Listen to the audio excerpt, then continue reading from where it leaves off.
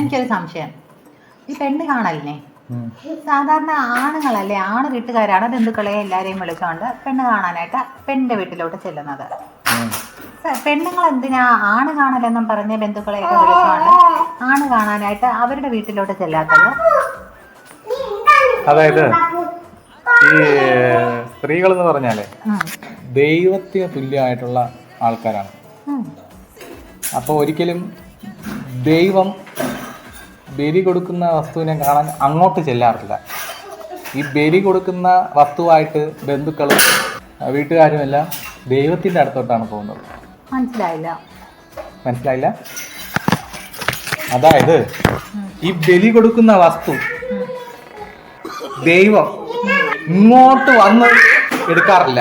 ഈ ബലി കൊടുക്കുന്ന വസ്തുവിനെ ബന്ധുക്കളും സുഹൃത്തുക്കളും അങ്ങോട്ട് കൊണ്ട് കൊടുക്കും.